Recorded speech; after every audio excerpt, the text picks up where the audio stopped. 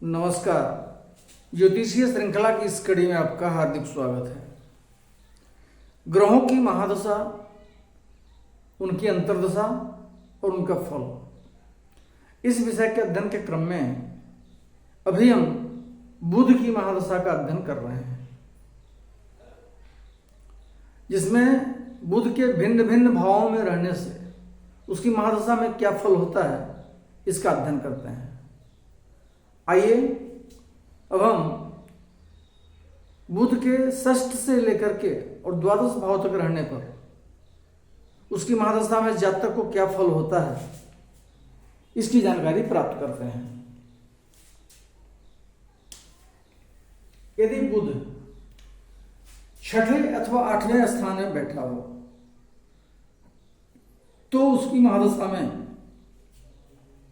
जातक को वात पित्त श्लेष्मा अर्थात तीनों वात पित्त कफ जनित नाना प्रकार के रोग से पीड़ा होती है। उसे खुजली और पांडु रोग होता है। राजा अग्नि तथा चोर से भय होता है और उसका शरीर दुबला पड़ जाता है उस दशा काल में।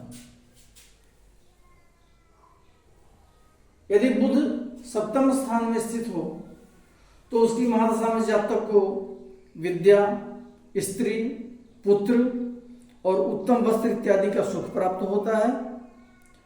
राजा से प्रेम होता है तथा उसे द्वितीय नाम की प्राप्ति होती है, अर्थात कोई उपनाम उसको प्राप्त होता है। यदि बुध कुंडली में 9 भाव में स्थित हो तो उसकी महादशा में जातक को स्त्री, पुत्र और धन की प्राप्ति होती है। उसे जप, होम, दान, यज्ञ इत्यादि शुभ क्रिया तथा तीर्थ स्थलों में स्नान करने का सौभाग्य प्राप्त होता है। यदि बुध दशमस्थ हो, कुंडली में दशम भाव में स्थित हो तो उसकी महादशा में जातक को सुख होता है, राज दरबार में अधिकार प्राप्त होता है, उसके नाम से किसी गद्य या पद्य में प्रकाशन होता है, उसे उपनाम प्राप्त होता है एवं दारा अर्थात स्त्री और पुत्र इत्यादि के द्वारा सुख प्राप्त होता है।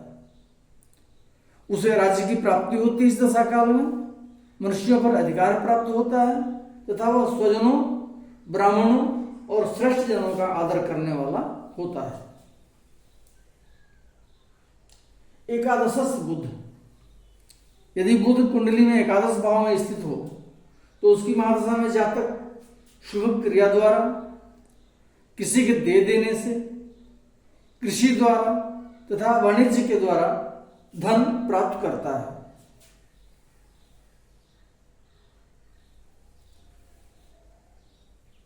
द्वादशस्थ बुध की महादशा में, अर्थात जब बुध कुंडली में द्वादश भाव में स्थित हो तो उसकी महादशा में जातक को राजा से भय होता है, शरीर के किसी अंग का भंग होता है, स्त्री और कुटुंबजनों से मतभेद होता है, प्रमाद रहता है तथा किसी आकस्मिक घटना से जातक को मृत्यु का भय होता है। अगले वीडियो में हम बुध के भिन्न भिन्न राशियों में रहने से उसकी महादशा में जातक पर क्या फल होता है, इसका अध्ययन करेंगे। नमस्कार।